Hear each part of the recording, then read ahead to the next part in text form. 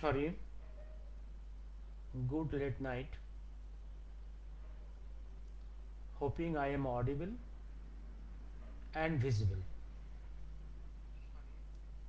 I am I am audible and visible. I talk to you and discuss on a very few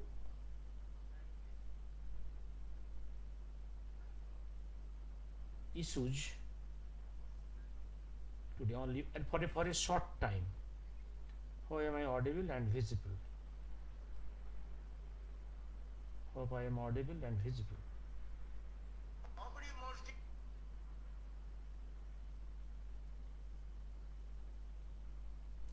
Am I audible and visible? Possibly I am audible and visible.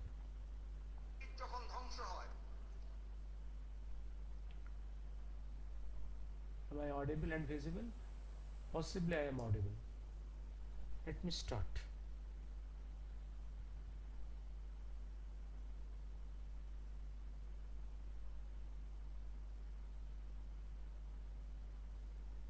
Let me start.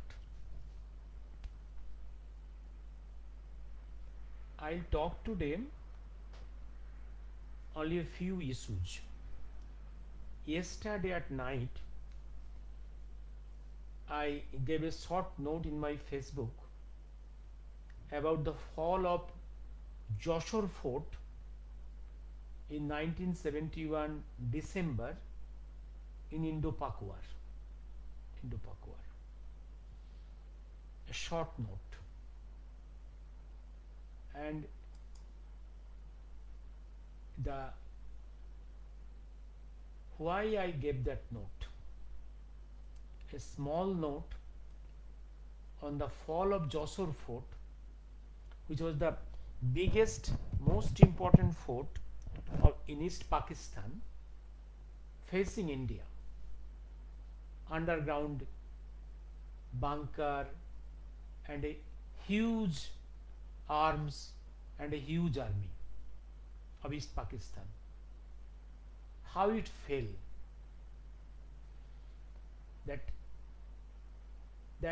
that is very significant to know. Mahakal Bhagavanji told even before the start of that war that whenever you will see that Jasore Fort has fallen, be confident that victory is there, our victory is there. Pakistan has fallen.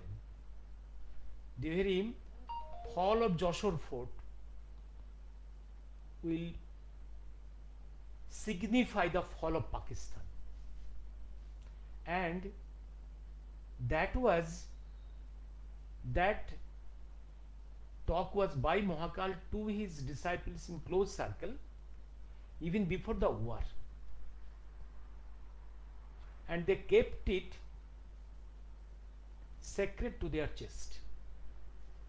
But just after the war ended within 13 days. Just after the war, this information was disclosed in Jasore in 1972 Boishak issue. Disclosed. I think there is no good transmission. Let me see whether there is good transmission or not. There is no transmission.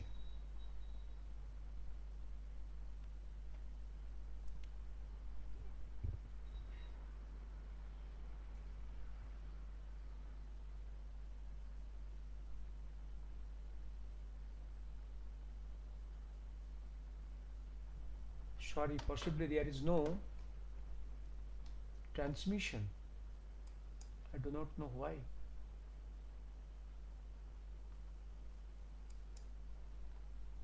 Let me see. There is,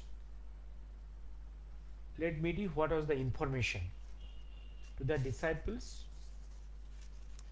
of Mahakal. That is in page number 106 of ওই মহামানব আসে চারণিক, volume compiled in 2010. Originally this part was published in Jasore 1972 Boishak. Let me read that. এই কথা যেদিন চারণিক শুনল, সেদিন চারণিকের সামনে যশোর দুর্গের নিখুঁত ছবিটিও অবারিত হয়েছিল। সেদিন চারণিক শুনেছিল, আন্ডার কোট, যশোর দুর্গের পতন বাংলাদেশ স্বাধীনতার পথে এই বার্তা বহন করবে। যথাসময়ে সেই কথা যথাস্থানে পৌঁছে গিয়েছিল এবং তার পরিণতি আমরা দেখলাম। And you will be astonished that in this note Mahakal gave detailed information about the whereabouts of this underground Jasore fort and their composition and position of the arms and army, all detail. And he told that this army will desert the fort, underground fort, even before starting the war. And you'll be astonished that Bhagavanji's that talk is corroborated by in a volume. Volume is Witness to the Surrender by Siddiq Salik. This Siddiq Salik is a man from West Pakistan, high officer, a civilian officer, non-military, who was with West Pakistan forces in East Pakistan. And this volume is published in 1997 from Dhaka, Bangladesh. In the chapter 17th, whose headline is The First Fortress Falls, it is 9 division, Jasore Fort. Please note the lines. The brigade headquarters left Jasore at about 5:30 p.m. on 6th December. The war started on 3rd December.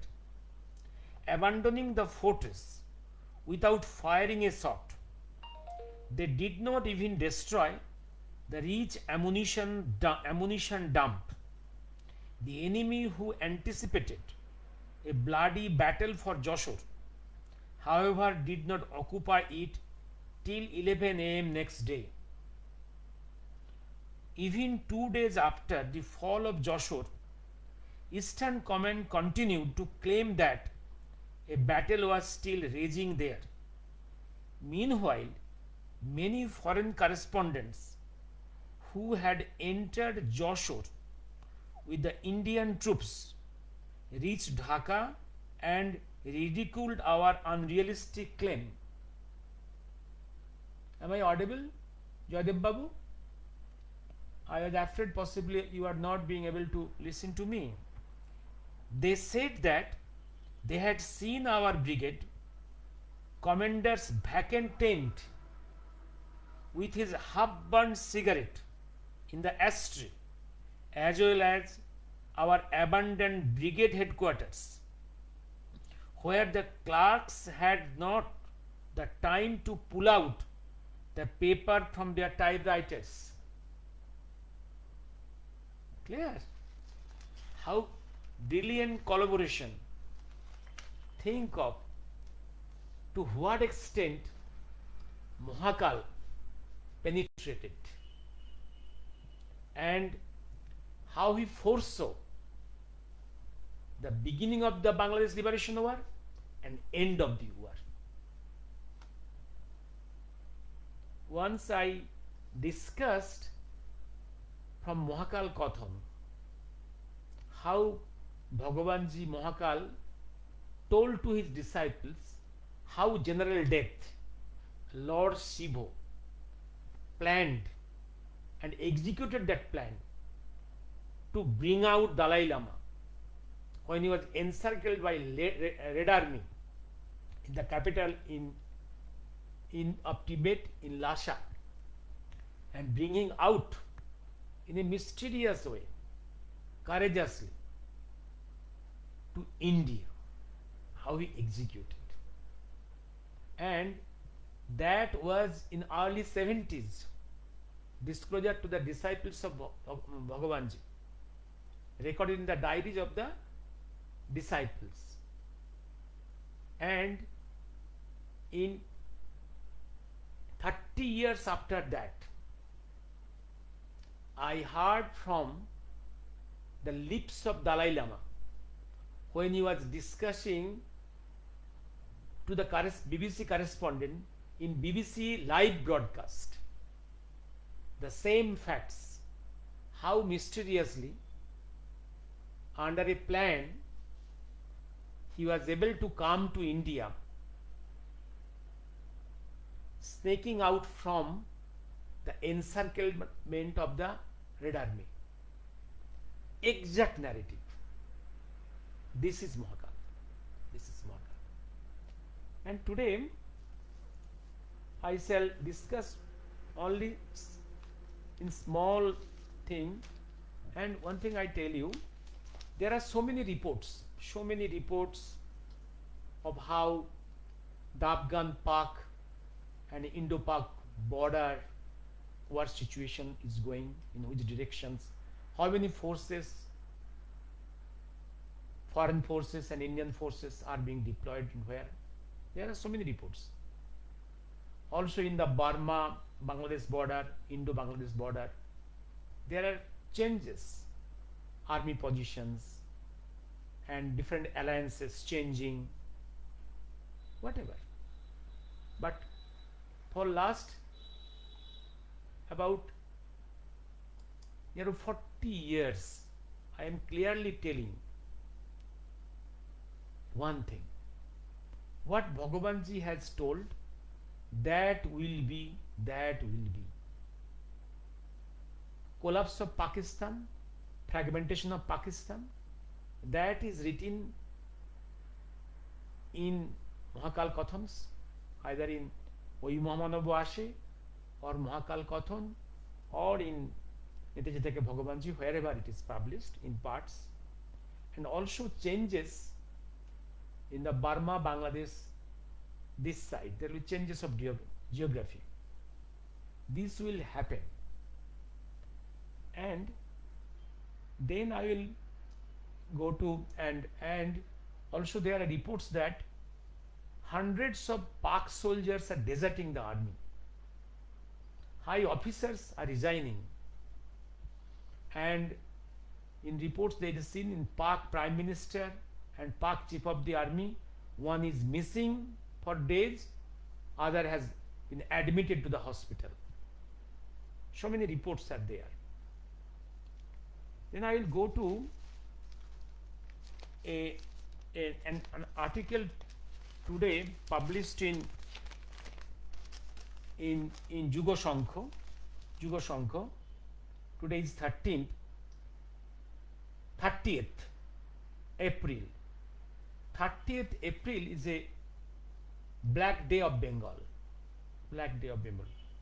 In 30th April is a Black Day of Bengal. In 1982, when CPM was ruling Bengal, on 30th April, 17 Anandamargi Sannyasi and Sannyasinis was killed and burnt alive in South Calcutta.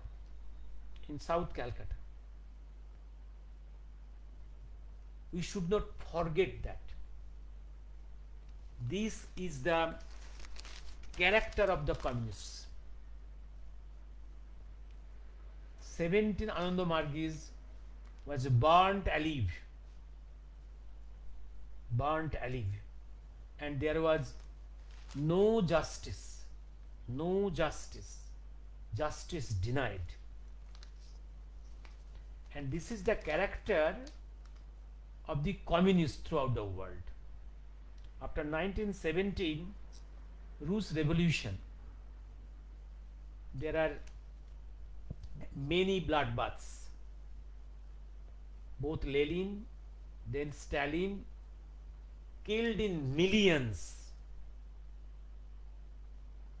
to eliminate any opposition, any suspected persons suspected to be in opposition or dissentient, to hold to their political power. This also happened in Red China. Also you have seen in Kerala and in Bengal. I have told many times that communists are guided by some ideology foreign to Indian soil. Communists of any brand, either CPI or CPM or Naxals or SUSI, whatever, all brands, and in Naxals there are 100 different brands. No one has respect to the culture and history of this Bharatvarsha. Their ideology is derived from the foreign soil. They do not respect Indian history, Indian philosophy, nothing. They think always the Indian any philosophy is enemy to them. They want to kill everything, kill everyone. And another mark is they have got their ideology, and remember in Marxist life and Islamic life, there is no concept of a life of a sannyasi or sannyasini. There is no concept. Perverted sex in those two lives of Islam and Marxist life is rampant. They cannot imagine of a life of a sannyasi or sannyasini. And here, the life of a sannyasi or sannyasini they cannot tolerate. And because the sannyasi and sannyasini, they live on some philosophy which is from this Bharatian soil. They cannot tolerate that.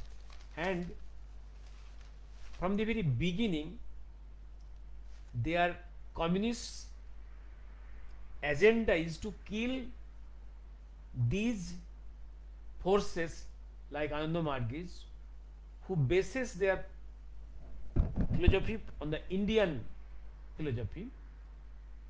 They are planned to kill them. They think their Communist Party expansion will not be possible without killing all these sannyasi and sannyasinis. That's their philosophy. And you see also in 1967, they killed in Purulia, communist cadres killed in Purulia 5 Ananda Margis. This is there, and remember, never forget, these communists. Never forget that Saibadi events. Never forget Marijhafi events, Nanur events, and this Bijon Setu. There are dozens of massacres, and also financial corruptions, different cheat funds, crores of rupees. Common people cheated. There was no justice. And remember, at that time, their social media was not strong. Mobile phones with cameras, recorders were not at that time available. They could destroy evidences. And all these crimes has not been judged. They escaped. And Mamata Banerjee came with promises that he will give justices and he will look to those crimes. And in 2011, when he came to power, he instituted 17 commissions to investigate into all these crimes. And you look, no commission was allowed to work. No commission functioning was allowed to work. There is no commission work, no, it was only appointment of judges. For the 17 commissions was a IUS. And there is a good understanding between CPM and TMCP, good understanding. And I tell you one thing, I have seen in the villages, in elections, the CPM booths are arranged by TMCP. TMCP cadres arrange the CPM booths. Even whenever meetings are called by the CPM, it is TMCP cadres who arrange the gatherings in those meetings. There is a good understanding between CPM and TMCP. Good understanding. You will see in your villages these facts. Then I will go to another news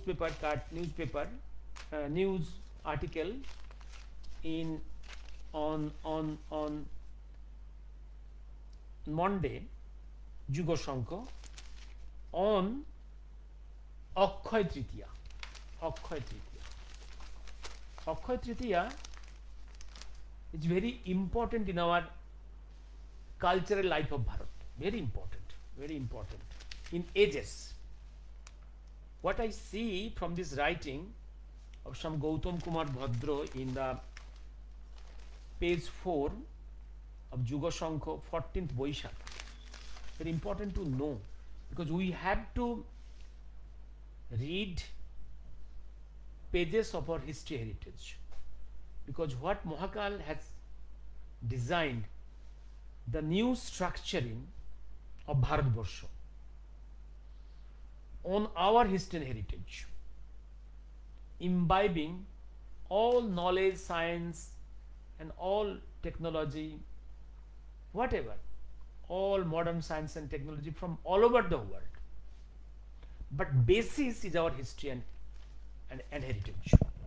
Respecting our history and heritage, that basis.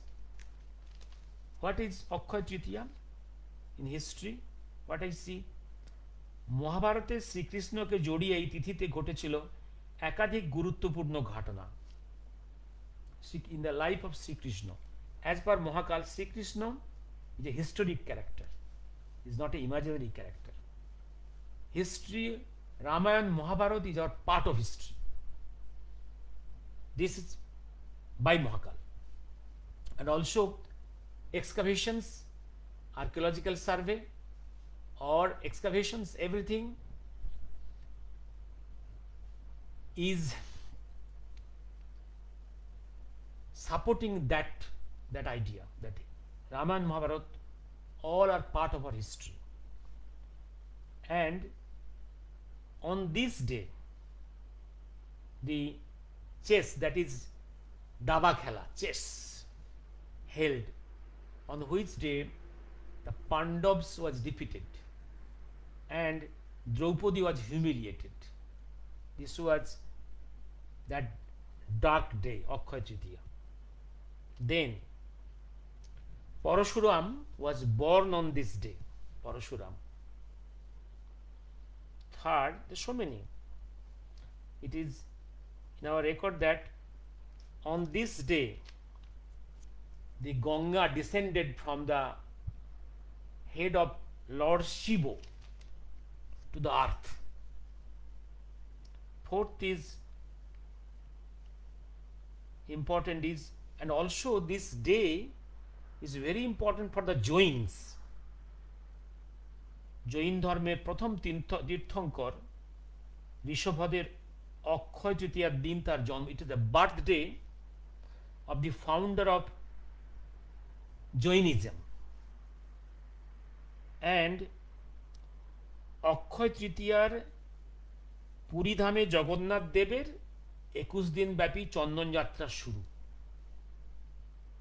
This is very important for the Sri Jagannath.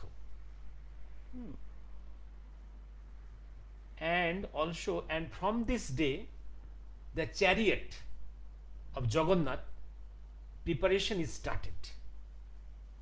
And this Akshaya Tritiya, this is the day when Ma Annapurna appeared on Benares as Ma Annapurna, to whom the Lord Shiva came as a beggar. And in one book I read that this Akshaya Tritiya, on this day Ganesha started writing the Mahabharata scriptures. Ganesha. And the Vedabhyas was speaking out, and Lord Ganesha was started this writing of Mahabharata. In other book I read it. And the Ram Thakur is respected and worshipped by many in Eastern India. The birthday of Ram Thakur is on this day. And also in the history of the development of science of agriculture, what I have told you, the era of Ramayana is the era of birth of science of cultivation. In the era of Mahabharata, at that time, science of cultivation is already a well-developed science, well-developed art and science. But Ramayana era is the beginning of the science of cultivation. And you see, this Akshaya Tritiya in Odisha is worshipped as a day of cultivation, important day of cultivation, also in Maharashtra.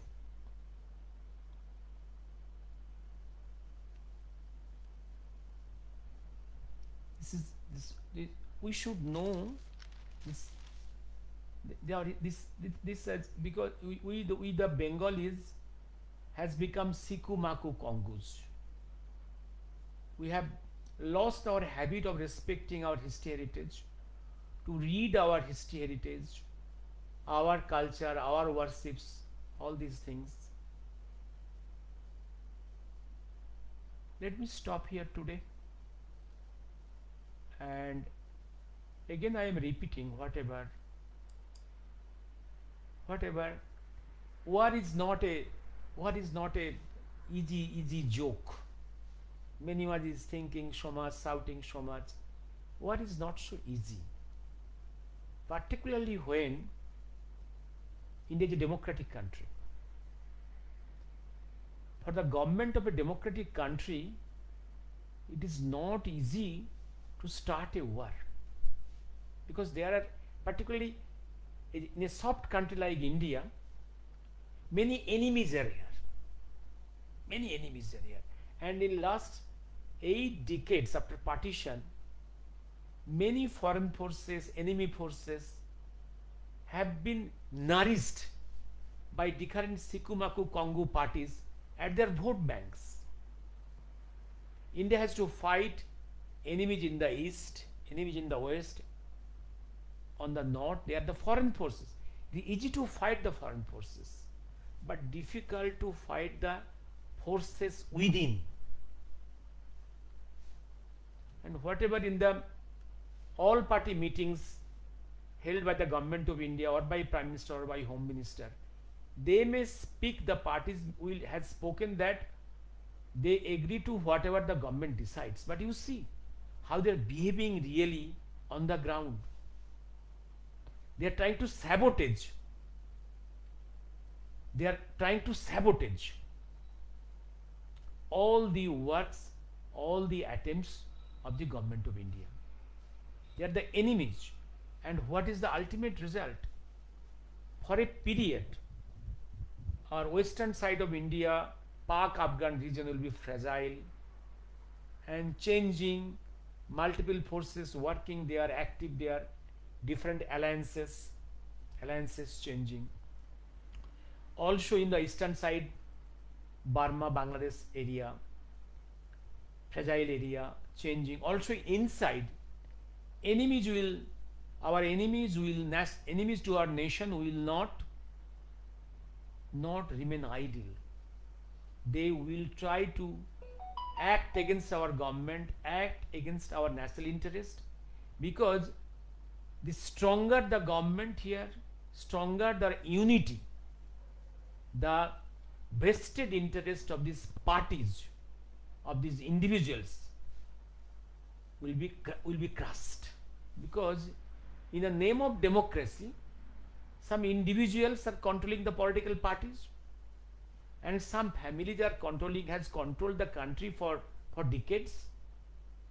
In the name of democracy, the parties who have not there within them a democracy, how they will run democracy in the country?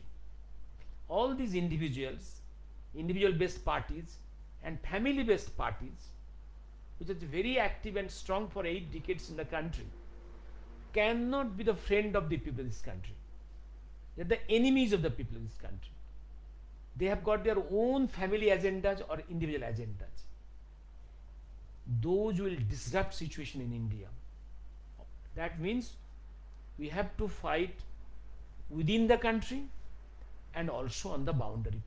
And at the end, as Mohakal has told, from there I can assure you, a new Bharatvarsho is going to get shaped, and that area will be bigger than what is today. What is today? A bigger Bharatvarsho. And long back I have wrote all these things, and this Bharatvarsho will be, may not be physically strongest in the world as world power, may not be scientifically number one or financially number one or militarily number one, but this will be a very important world power and will be a moral and spiritual guide to the humanity. Let me stop here today.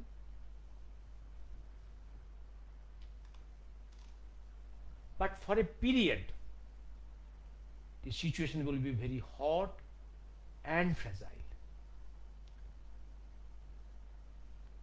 And no action should be, no knee-jerk movement. Knee-jerk movement by the government of India is not desired. Very cool, calculated steps has to be taken. And I have told you, this time, no mistake, no blunder. And India will proceed with support and collaboration, active with multiple forces of the world. Now, immediate goal is to crush the terrorism, Pak terrorism. Immediate goal. And there we will get the active military support of many countries of the world. And this time our war is multinational and multi-plane. Because we have to take care that if India physically is strong enough to crush Pakistan, but there is every chance of getting atom bombs from the spite of Pakistan. I have told you yesterday that atom bombs now in the hands of some terrorists who are not government, non-state, they are the non-state actors. They are not answerable to any world body. If they put some atom bombs on any part of our country, then our people will rebuke our government. Government should be very cautious. And after Hiroshima, Nagasaki, it is the only Pakistan. Every chance they may use nuclear power. Because in this war, they are seeing there is no chance of their existence. They are going to crumble. And before being crumbled, before death, Pakistan will try to give the last bite. And I have told you, the constitution and central DNA of Pakistan is anti-Hindu and anti-Sikh, anti-India, anti-Bharat. That is the DNA of Pakistan. They will try to crush, bomb with nuclear heads against India, against Bharat. Be careful. Thank you. Good night. Jadev Babu, Abhijit Babu. Okay. Thank you. And today also, I don't know whether for consecutive days my net is so poor. Okay. Thank you. Thank you. Good night.